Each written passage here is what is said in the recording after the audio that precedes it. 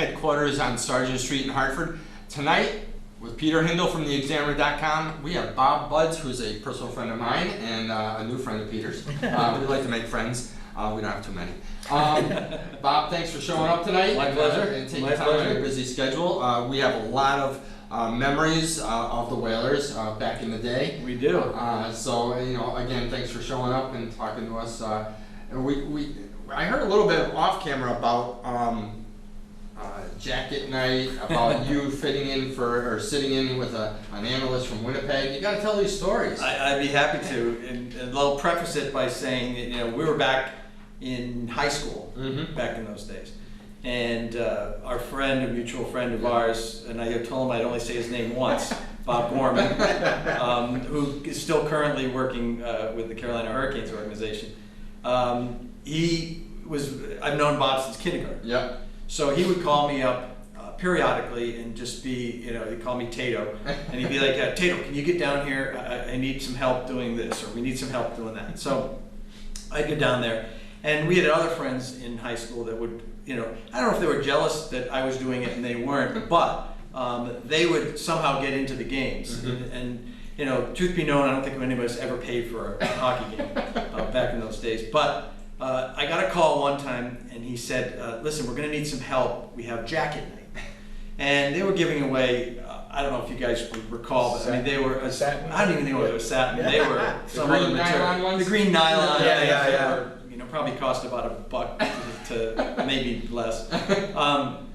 And they brought us in ahead of time, and this was a big deal because this was, I don't know, I can't remember whether it was the first 10,000 people coming in or whether everybody got one. I don't remember if they had a voucher to get. I forgot exactly how it went. What I do remember is they had a huge. They had us come in, and this is the game plan, guys, and they lined us all up. We're gonna have tables set up. We have the boxes behind you. Yeah. As people come in, you look at them, figure out which size they are, then you present them with their jacket. So it was just going to be this very civil, the way it was organized, everything was going to work out great. Well, so we're all like, all right, this sounds great, that sounds fine. And I was standing with another buddy of mine, a guy named Rick Moylan, and Rick and I were behind the table, and behind us was the wall. So I'm like, the boxes and the wall. So we're kind of, my memory of it is watching the doors open and thinking, okay, here comes some people, and then my eyes getting wider and going, oh my God, they're running, and they're running at us, and it became like a stampede of people running to get their jackets, and there was no, what size are you? Here's your jacket. It became like panic. We're reaching around, we're handing jackets. It literally got to the point, now the tables are moving and they're pinning us against the wall. And the boxes were like falling into the boxes. And it finally got to the point where we're just like, all right, here. And we're taking jackets and we're firing jackets left and right. Jackets are flying this way, people are running again. Finally, I remember Rick picking up the box and just throwing the box over the table. It was absolute bedlam. Yeah. And if I recall correctly, after it was over, and it got some publicity that it was a nightmare promotion. It didn't work, and people then if they sent their ticket in, they would refund give them a jacket. And they have to send the jacket out to people. So then they had to hire a bunch of us to come in and then fill those orders. It was because then once we started tossing jackets, people were grabbing 3 or 4. And it was absolutely crazy. And I remember Bobby afterward going, "What the hell did you guys do?" Like, it wasn't us. Yeah. They released everyone to us. Right. It literally looked like a stampede of people just running toward us. That's a riot. Needless to say, that was probably the only jacket night promotion. Might have been probably rivaled the Milwaukee Brewers thing when they blew up disco, or Chicago the White Sox blew up the disco CD. Oh man, it was a nightmare. But you grew up in high school seeing the Whalers. I was in high school watching the Whalers, and you towards the end of it. Yeah. And it was the passion of everyone. Yeah, not just for a free jacket, but they filled the place. They filled it. I actually, my earliest memory of the Whalers was the actual first game, New England Whalers. My dad was president of a bank in Hartford, and his bank got bought 4 seasons tickets right behind the goal. Oh, nice. And this was, I mean, there were novelty seats because if you really think about it, those aren't the greatest seats. Right. You know, they're ice level and they're right behind the goal. Yeah. So whatever happens down there, we never Right. Yeah. But they were cool because you could see the goalie, and literally to my Yeah. left was the goal judge. Oh, okay. He used to sit Oh, right I know back exactly where you are. you Yeah. know. So, and I remember that very first game.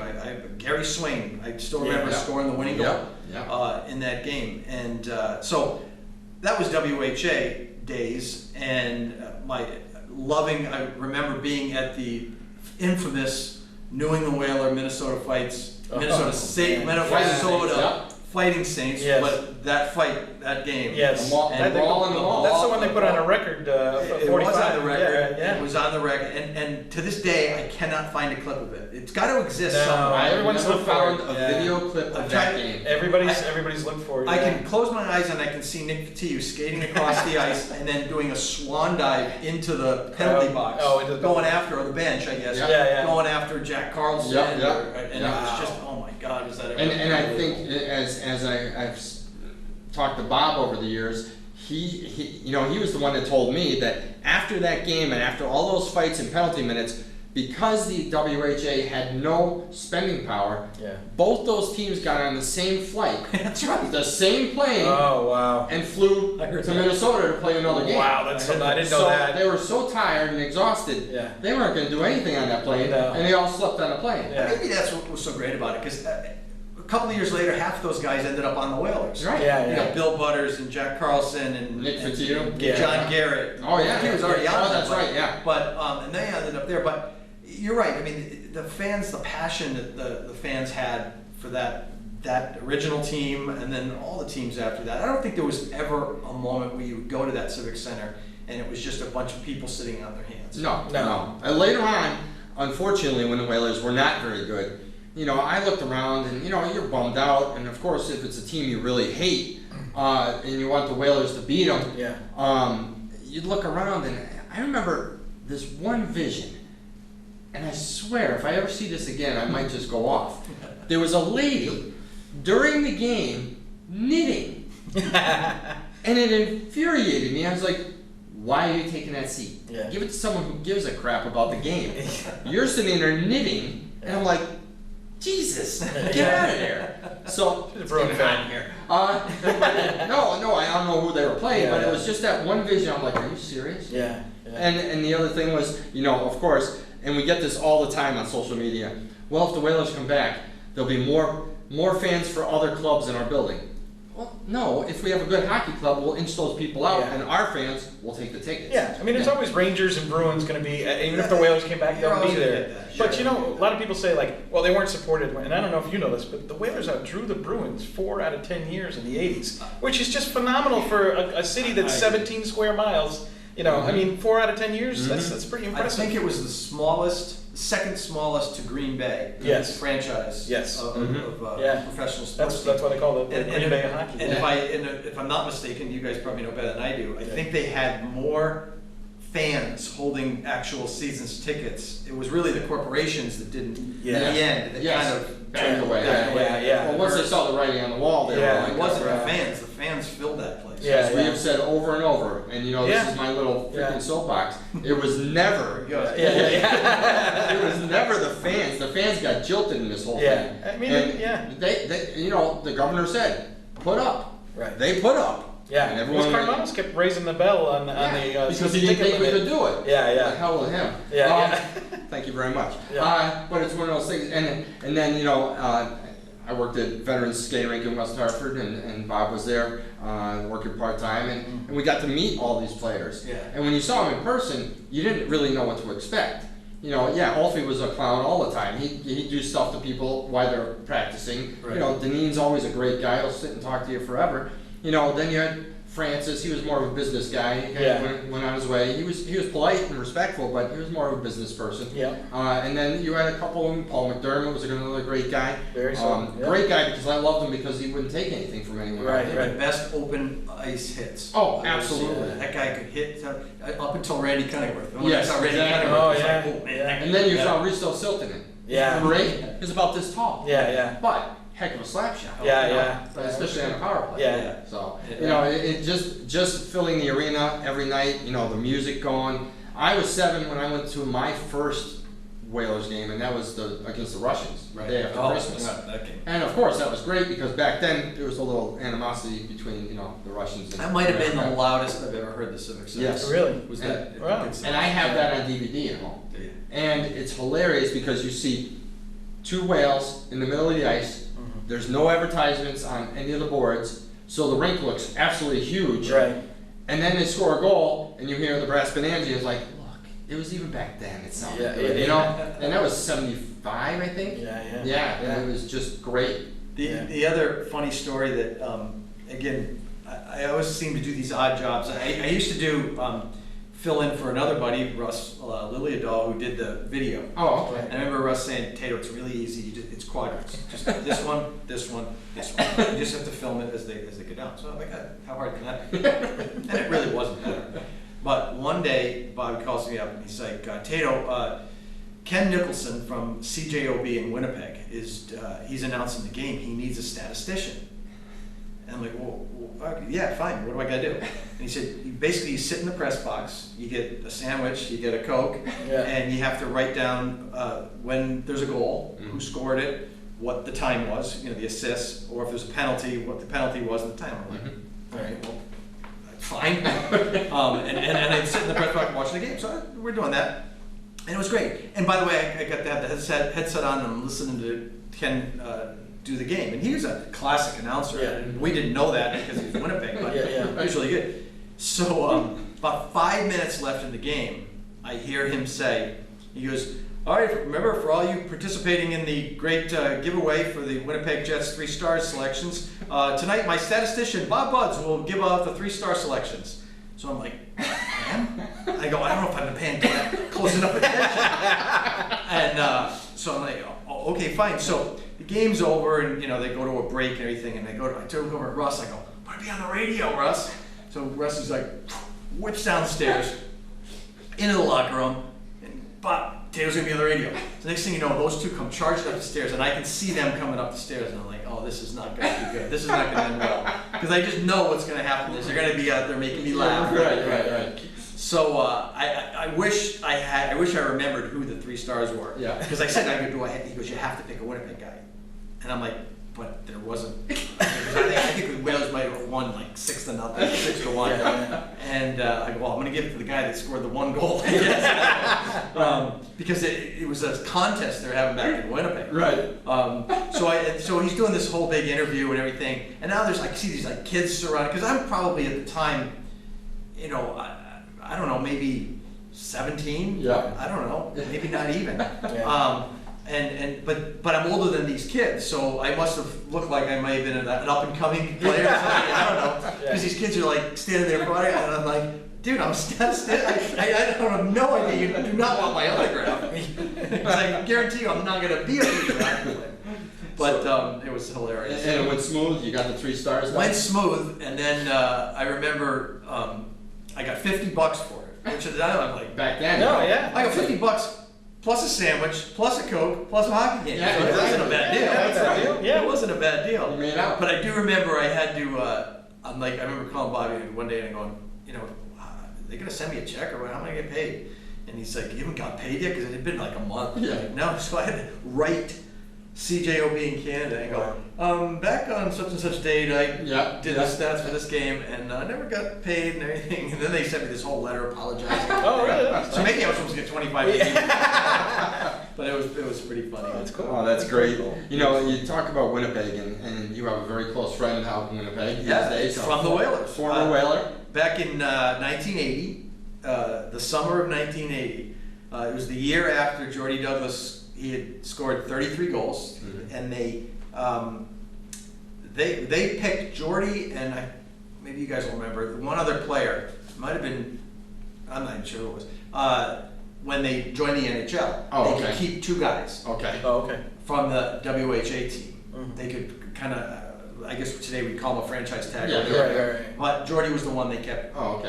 And one other. Yeah. Probably maybe a goalie, I don't know. Okay. But so I got Russian lady. It was one night, and we're in the Russian lady, and Jordy comes in, we strike up a conversation, and we start talking, and it's really been a friendship since 1980.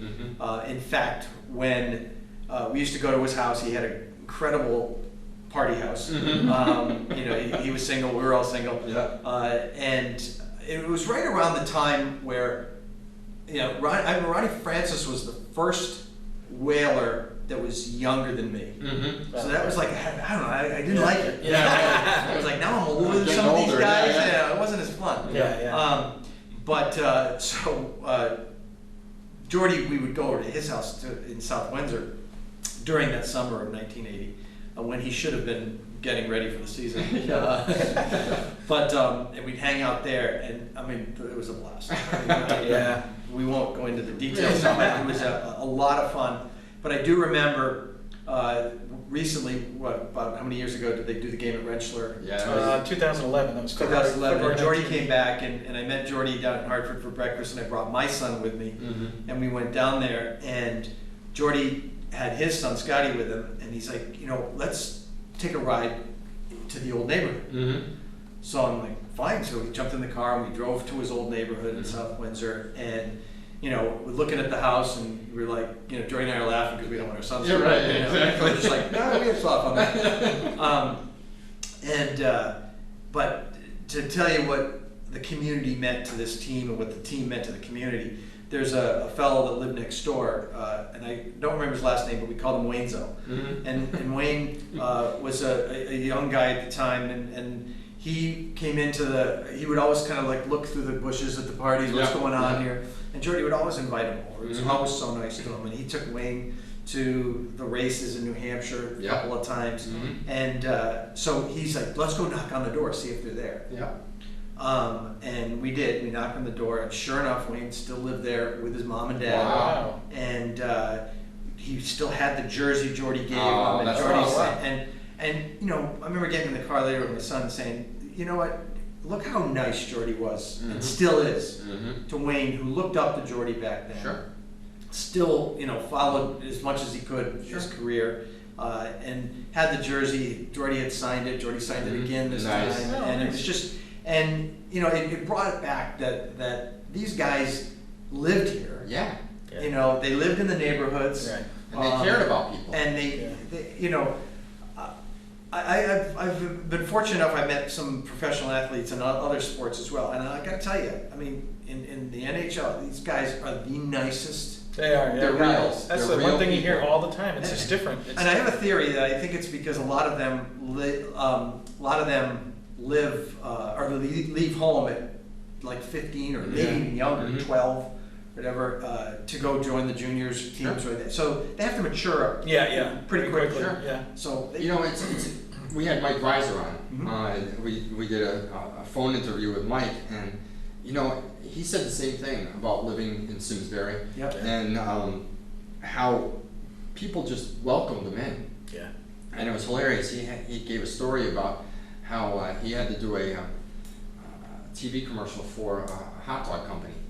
And he's Jewish, and so there's a lady who came to watch the shoot, and she's like, "Michael, you can't have that hot dog," And Michael's like, "I can eat it. I'm not gonna eat it." But these are the funny stories that the people of the community really followed them, and they were friends, and they, even today, Mike said that he still, when he comes up here, connects with people from the area. Well, you said it was 2011 when they had that. Remember the long lines people wanted to get? I mean, and the guys that came back. I mean, Joel Quinville, he'd already won the cup with Chicago already. And he was there, and Kevin Deneen was there. Francis was Norm there. Barnes and Gordie Howe was there. Gordie Howe. Gordie Howe was there. And when you look at, and yes, of course they were paid for their appearances and so on. But when you spoke to them, they cared. Well, they weren't snotty. And they stayed longer than they were supposed to. And a lot of them, I mean, they did. And for me, when I was a kid, I'd watch the Whalers, but it was almost like godlike. Like I never approached any players. I didn't even think that they'd even give you the time of day. Now, when I was older and I went to the Summer Fan Fest, and I brought my wife, and then I'm talking to Kevin Deneen, and It was like the nicest guy I ever met in the world. It was just unbelievable. And they're all what was like funny that. was Yeah. when I was there, and I only spoke to a couple of them, Right. it brought you right back to Yeah. why you liked them so much. They were likable people. Yeah. They weren't tough guys. I Yeah. met Kelly Chase at West Farms in the center court, Yeah. and he was the nicest guy in the world. But Yeah. out on the ice, he's beating the Oh. crap out of you. Yeah. And he was an animal. But you know Yeah. what? He sat there forever talking to us, Yeah. and just a nice guy. Yeah. Only guy I never really had a chance to meet, and I really wanted to meet, was Torrey Robertson. Yeah. You know, great Yeah. guy. Another tough guy. Another tough Oh, guy, yeah. but a guy with a great heart, Yeah. you know, and you saw them all go up to the Yukon Children's Cancer Center to see the children, and, Yeah. and of course their charity would give Yeah. money to I mean, Yukon Well, they used to have those Children's. whaler waltzes where they'd have their Yeah. families would do their Right. dance. For Yeah. the, Oh, I know, when Peter and I charity. we did this show, and my dad goes, hey, I was cleaning out something in the basement, and your mother had this, and he gave me a Whaler's Wives cookbook. Oh, And it was yeah. all the recipes from each of the Whalers' Wives, and it had their name of who Yeah. created what What they're doing. recipe. It was I like- thought it was a riot. Yeah. I was like, this is great. So Yeah. of course I kept it because we can use it for props on our Oh, yeah. Facebook page Yeah, or Twitter. Right. So it's hilarious. I'm looking through it, I'm like, oh, no Yeah. kidding. Yeah. That's pretty good. Yeah, You know? I do recall one of the Whalers players, Russ Anderson. Uh-huh. Yeah, captain. Captain. He was, I'm pretty sure, he was married to a former Yes, he was.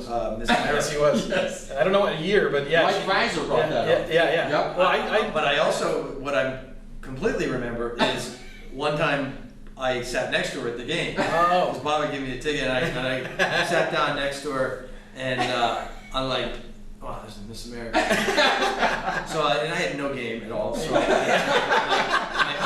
how am I gonna talk to her? I had no idea how I'm gonna talk to her.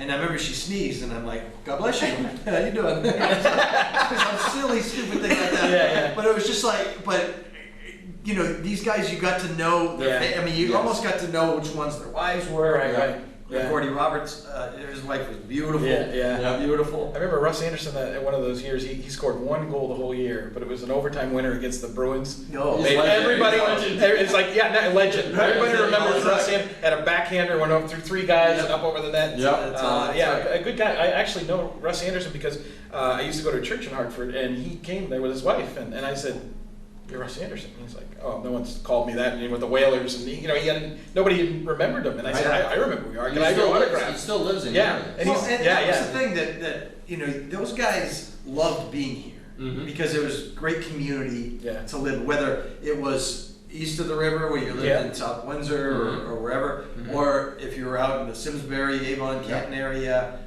These guys, they were part of the community. Yeah. And that's what That's made it been- so and it was an easy yeah. ride for them to get It into wouldn't be the same if Hartford got like a football team or a baseball team. Mhm. There's the players are not that involved like they were with the Whalers. The NHL. There's too many of them. Yeah, It's a football team. There's too many of them. Yeah. These guys, you really had your favorites. Yeah.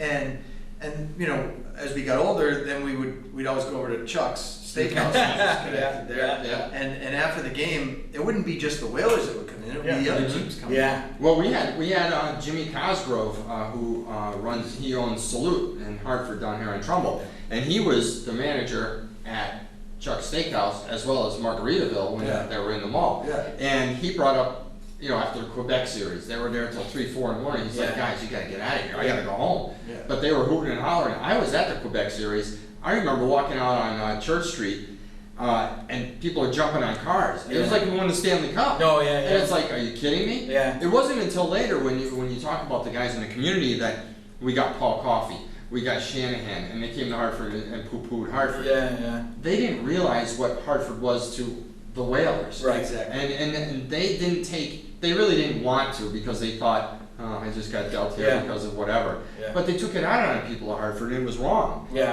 And if I saw Shanahan or I saw Coffey, I'd tell them flat out, Yeah. you didn't get to meet the people that Yeah. make the Whalers. Right. Because the fans make the Whalers. Yeah. I remember Shanahan when he came that opening night. They introduced him, Yeah. and it was as if, whatever, Yeah, it was like a frightened church. Well, no, No, when no. they introduced him that No, first before the yeah. first year. When they got him as ours. When, yeah. when he was, and they went crazy Yeah, for him. yeah. Then over the summer, Yeah, he things showered. He kind of badmouthed Hartford a little Yeah. bit. Then the next year they introduced him. They let him have it. They let They let him have it. Yeah, right. Yeah. But it was It's right. like you're There was going a guy against, that- it's going against yeah. everything we Oh, believe. yeah. We have, and the best part is Yeah. we have pride. Yeah. You know, whether it's He said UConn- something about our city and everybody got PO'd Yeah, about right, it. yeah. And they let him then go. Yeah. There was a guy that showed up in a diaper. I remember yeah. that. In fact, I met that guy. Yeah. Somewhere, and he told me he dressed was up the like guy- a baby to Yeah, represent. I remember that. And the diaper looked full. We think the diaper was full. Of what we don't know, but we think the diaper was full. So that's commitment right there. If you're going to wear a full diaper of anything Right. to a game to show Exactly. your point, your disapproval with Oh, it. yeah, beer cans. Full beer cans. That's way everywhere today. Yeah. Right, exactly. And it's really great to see that because, and we've had enough of a sample. We've been doing this show for almost 5 years now. And we've talked to whalers throughout all of those and every one of them says, the greatest thing about Hartford, it was a great place to live. It was a nice community. Mhm. You could bring your kids, you raise your kids, and they liked it. They all say the same thing up and down the line, no matter what a coach or what owner or what Right. fans were showing up at the games. And so that's got to be a fact. What's hilarious is all the whalers we've talked to, we just recently had Sylvain Cote on who called in, and none of them had always, they talked about fans, they talked about players, not many of them talked about the owners. Yeah, right. It's funny, they never bring up the No. owners or the ownership group. They talk about the players, their friends, they stay close. Right. And of course the fans, they said, oh yeah, they were great passionate fans here. Yeah. And I was at that parade when 100,000 people Well, showed I up. was going to say that for a fourth place team. Yeah, right. Yeah. Because we are the only city that has a parade for a Yeah, fourth place team. yeah. But people showed up, Yeah. 100,000 people. Yeah. I took pictures. For a second round loser, I mean, that's still amazing. I remember that. Yeah. But they weren't losers to us. No. No, That's the best part about it. And if they were our losers. Yeah. If That's you're right. going to talk crap, Yeah. go through us. Yeah. They were ours. We had their back, and that's the best part about it. Right, And, right. you talk about, and things have changed, of course, with regard to players' salaries, feeling entitled. Right. I mean, just look at the NFL. Are you kidding me? Yeah. Thank God, and no disrespect to the NHL, that NHL players don't have to write with crayons. I mean, my feeling is Yeah. they're very intelligent. I love them Yeah. because they're real. I like them because you can have a conversation with them. Yes. And there's not a parole officer Yeah. behind them. That's My feeling is keep them coming to Hartford. We have a chance to get them back. And Bob, it's been great having you on the My show. pleasure. This has been Really, great. don't you feel better? Oh, I do. This is like confession. I Great feel stuff. good. Yeah. This is great. Yeah. We can bash everyone else, but we love our whalers. And, and Bob, and thank you for coming on. Yeah. Great seeing you. Appreciate it, guys. And Bob Gorman, don't worry, you're safe with us. Thank you for joining us tonight, and we'll be back next time on the Whaler Guys, because we're one nation under green. Have a great night.